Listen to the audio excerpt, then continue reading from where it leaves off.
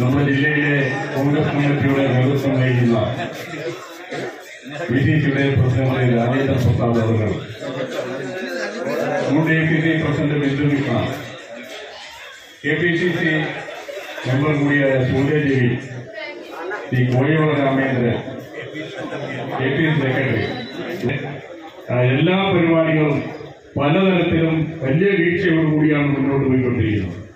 ശ്രീ സുരേഷിനെ സംബന്ധിച്ചിടത്തോളം അഞ്ചാലപ്പുഴ ബ്ലോക്കിലെ പാർട്ടിയുടെ പ്രവർത്തകരെ സജ്ജമാക്കുക എന്നുള്ളത് വളരെ കടുപ്പമേറിയ കാര്യമായി.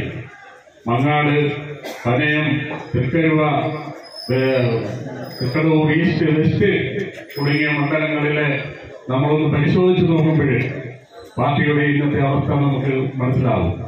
അത് പരിശോധിക്കാൻ നമ്മൾ തയ്യാറാകുന്നില്ല.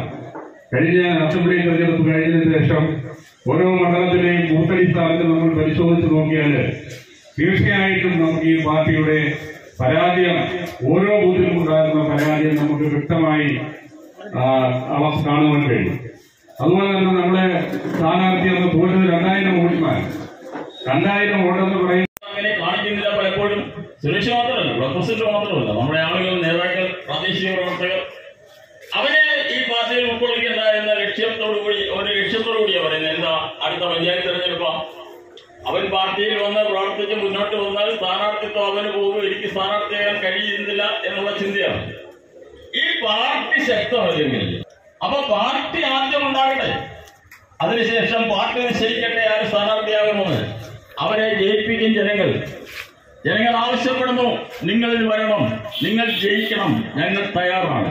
പക്ഷെ നമ്മൾ പറയുന്നു അമ്മ നന്നാവത്തില്ല, ഞങ്ങൾ തമ്മിൽ അടിച്ചേ നിൽക്കത്തുള്ളൂ എന്ന് പറയുന്നു. ഈ അവസ്ഥക്കെല്ലാം മാറ്റം ഉണ്ടാകണം.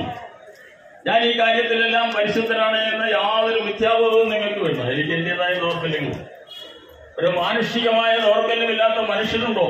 എനിക്കുണ്ട് ദൗർബല്യങ്ങൾ. പക്ഷെ അത് ചൂണ്ടിക്കാണിച്ചാൽ ഞാൻ തിരുത്താൻ തയ്യാറാണ്. പക്ഷെ ഇനി ആരോഗ്യമില്ല ഈ പാർട്ടിക്ക്. ഒരാളെതിരെ നടന്നു വന്നാൽ ഇയാൾ തിരിഞ്ഞു കിടക്കുകയാണ്, അവന്റെ മുഖത്ത് നോക്കത്തില്ലെന്നാണ് പറയുന്നത്. പിന്നെന്ത്